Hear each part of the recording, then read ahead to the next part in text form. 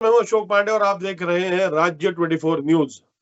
और अगर बात करें महाराष्ट्र राज्य की, तो महाराष्ट्र राज्य में चुनाव का बिगुल बज चुका है और अब उल्टी गिनती शुरू हो चुकी है चुनावी फॉर्म भरने की।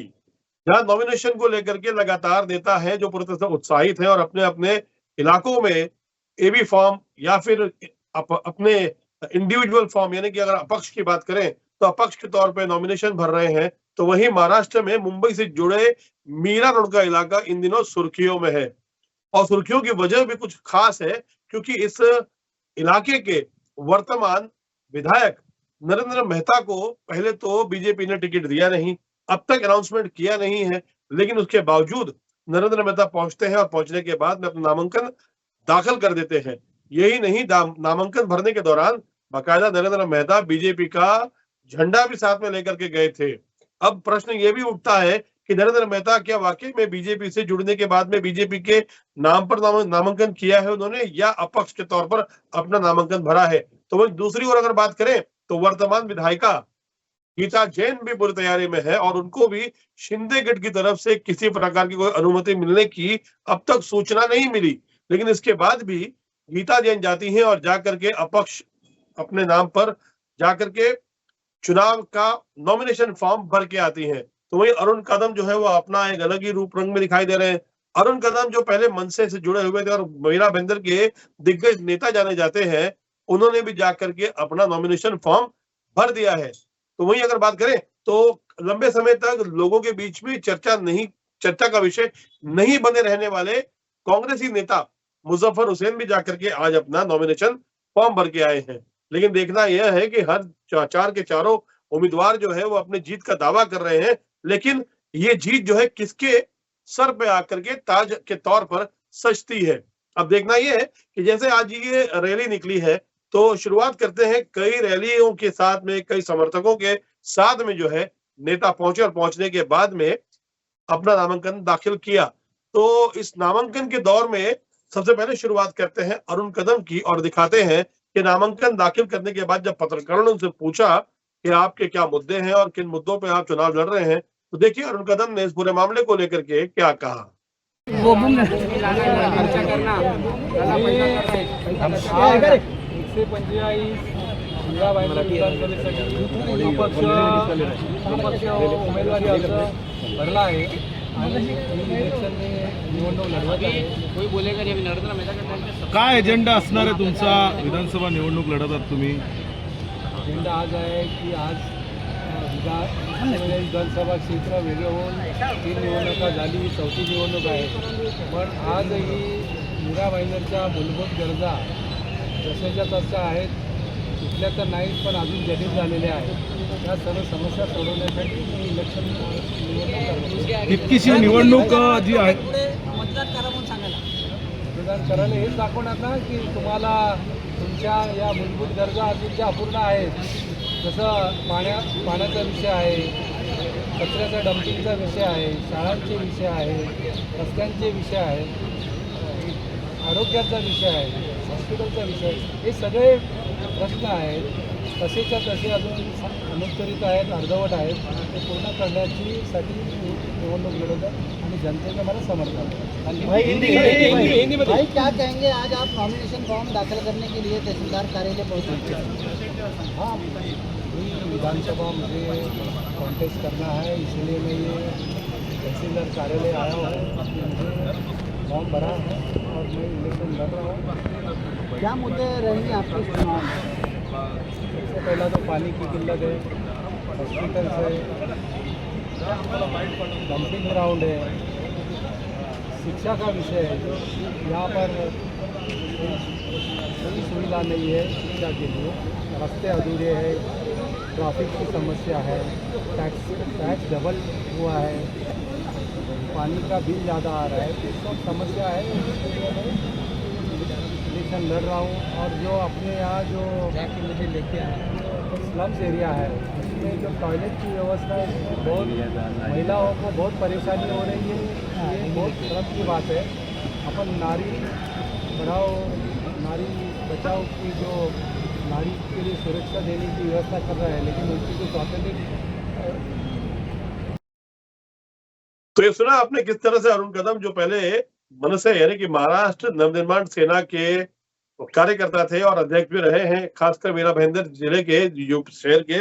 लेकिन अगर बात करें तो अब जिस तरह के विकास की बात जो है विशेष तौर से पत्रकार पूछ रहे हैं कि किस तरह के विकास को लेकर के और किन मुद्दों को लेकर के वो सामने आएंगे, तो देखना यह है कि अगर ये जीत जाते हैं, अगर ये वाकई में वहां पर विधायक के तौर पर जो है वो अपना स्तंभ, अपना झंडा जो है वो गाड़ देते हैं, तो जिस तरह की बातें कर रहे हैं क्या वाकई में वो सारी चीजें होती भी हैं या नहीं।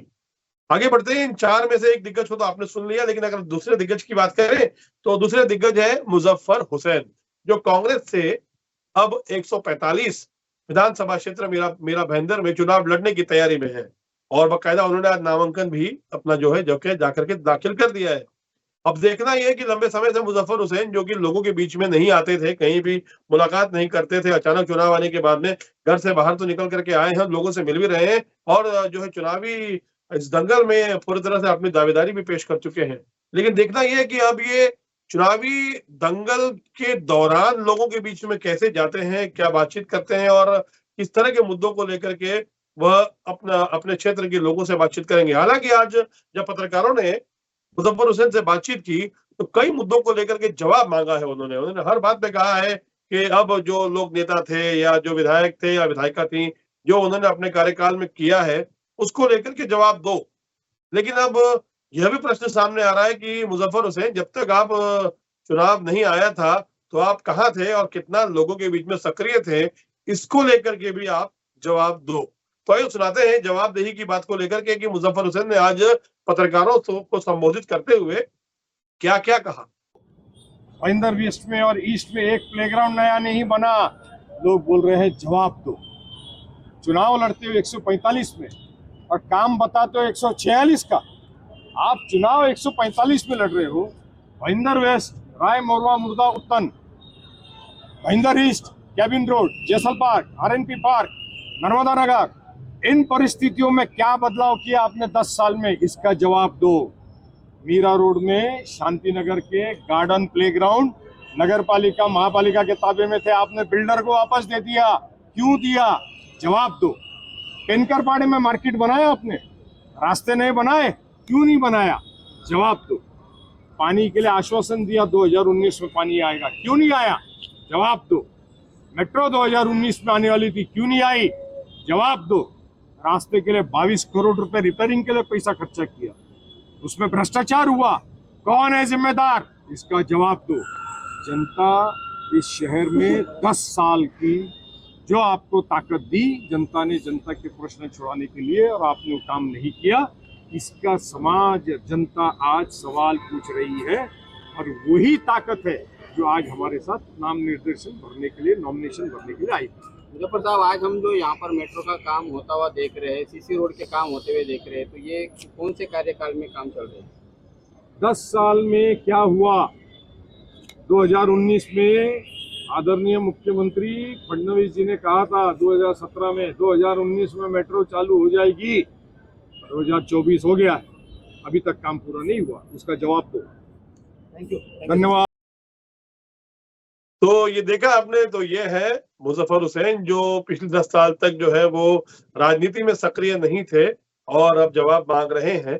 अब 10 साल के बाद में आए हैं बाहर, लोगों से मिल रहे हैं, बातचीत भी कर रहे हैं। देखना ये है कि लोग इनकी बातों से कितना प्रभावित होते हैं और कितने वोट इनको आते हैं। हालांकि कांग्रेस के जाने माने चेहरा भी है, खासकर मीरा भाईंदर में, और अगर बात करें तो आसपास के इलाकों में मुजफ्फर हुसैन की पकड़ अच्छी है। लेकिन अगर बात करें तो अब भाजपा के जो नेता है नरेंद्र मेहता, जो आज से 5 साल पहले बकायदा विधायक भी थे और गीता जैन से हारने के बाद में उनको अपनी विधायकी जो है वो खोना पड़ा था, इस बार अब तक जो भाजपा सरकार है, खासकर जो देवेंद्र फडणवीस हैं, जो कि राज्य के डिप्यूटी चीफ मिनिस्टर भी थे, अब चुनाव लड़ रहे हैं, लेकिन उन्होंने बकायदा जो है एबी फॉर्म अब तक दिया नहीं है। और 10 सीटें ऐसी हैं महाराष्ट्र में जहां पर अब भी जो है वो पेच फंसा हुआ है और किसी का नाम अब तक जो है वो सामने नहीं आया है। इसके बावजूद नरेंद्र मेहता पहुंचते हैं, पहुंचने के बाद में अपना नामांकन दाखिल करते हैं, बकायदा लाव लश्कर के साथ में जाते हैं और जितने भी जो भाजपा के कार्यकर्ता हैं उनको साथ में लेकर के जाते हैं और लेके जाने के बाद में अपना जो है नामांकन दाखिल करते हैं।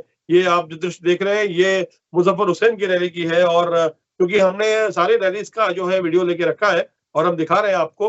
तो इसी में जो है बकायदा नरेंद्र मेहता भी पहुंचे थे, लाल लश्कर के साथ पहुंचे थे और अपना नामांकन भी दाखिल किया और कहा भी उन्होंने कि अब जो विकास है, विकास नहीं हो रहा है। और अगर बात करें तो एक पत्रकार ने जब उनसे ये पूछा कि आप यहाँ पे जो भीड़ आई है, वो भीड़ जो है वो बुलाई गई है, वो भीड़ इनकी समर्थक नहीं है।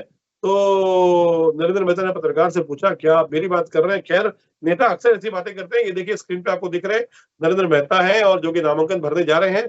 और नामांकन भरने के बाद में बाकायदा इन्होंने जो है पत्रकारों से बातचीत भी की, पत्रकारों को संबोधित किया। लेकिन पत्रकारों को संबोधित करते हुए उन्होंने कई बातें सामने रखी और विशेष बात उन्होंने ये रखी कि आज रात तक जो एक लिस्ट है, जो फाइनल जो एक लिस्ट आनी है और जो 10 नाम जो फिलहाल जो राज्य में फंसे हुए हैं, जिनको लेकर के त्रिकोणीय सरकार जो है, महायुति की जो सरकार है, अब तक फैसला नहीं ले पाई है, वो उस पर फैसला ले लेगी। अब देखना यह है कि उस 10 में अगर नरेंद्र मेहता का नाम नहीं आता है, तो क्या जो ये भाजपा का लाल लश्कर लेकर के नरेंद्र मेहता निकले हैं, उसी को कंटिन्यू करेंगे या अपक्ष लड़ने के बाद में अगर जीत जाएंगे तो बकायदा फिर बाद में दोबारा भाजपा की ओर अपना रुख करेंगे। आइए आपको दिखाते हैं किस तरह से नरेंद्र मेहता ने पत्रकारों से बातचीत करते हुए, किस तरह से अपना पल्ला झाड़ते हुए, किस तरह से पत्रकारों से बातचीत की और क्या क्या कहा। सर क्या कहेंगे, आज नामांकन पर्चा दाखिल किया है आपने? देखिए, हमने फिर एक बार संकल्प लिया है मीरा भाईंदर के विकास का और इसलिए विधानसभा चुनाव हम लड़े और ये चुनाव जीतने के बाद मीरा भाईंदर के कई सारे अधूरे काम पूरे करने हमने कुछ संकल्प लिया है मीरा भाईंदर के विकास के, वो पूरा करना है। इसलिए हम सब उत्साहित है, खुश है। हमारे सभी पार्टी के कार्यकर्ता खुश है, हमारा जिला अध्यक्ष और मेरे मिसेज ने भी रबी फॉर्म भरा है, साथ में कुछ हो जाए रहो और बाकी सभी हमारे कार्यकर्ता उत्साहित है। आज किस तरह के मुद्दे रहेंगे आपके इस चुनाव में?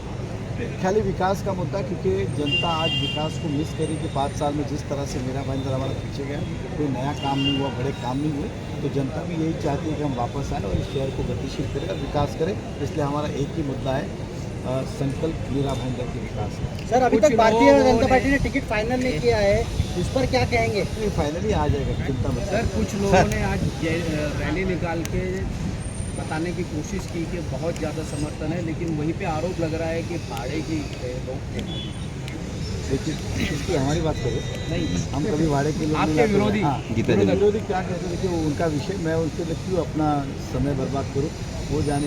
लेकिन मैं इतना हमें पता है कि इस बार जनता विकास के साथ है। आप अगर देखेंगे, आप भी इतने साल से पत्रकारिता करते हो, चाहे हमारी संकल्प सभा हो, चाहे संकल्प यात्रा हो, चाहे आज के नामांकन हो, ये सभी उत्साहित होकर आए। इसमें आप चेहरे से समझ सकते हैं, कोई भी बाहर का नहीं, भाड़े का नहीं, कुछ नहीं। तो जनता का कितना प्रतिशत है, इस बार जनता उत्साहित है, मुझसे ज़्यादा जनता उत्साहित है कि कब आपको एबी फॉर्म मिलेगा, कब टिकट मिलेगा, ये ज़्यादा जनता उत्साहित है। और हमें विश्वास है हमारे कार्य के ऊपर, पार्टी के ऊपर, कि हमें ये मौका मिलेगा। मेहता जी कब तक अधिकृत, अरे ऐसा क्यों? मेहता जी कब तक अधिकृत घोषित हो जाएगा परिणाम? आज रात तक हो जाएगा।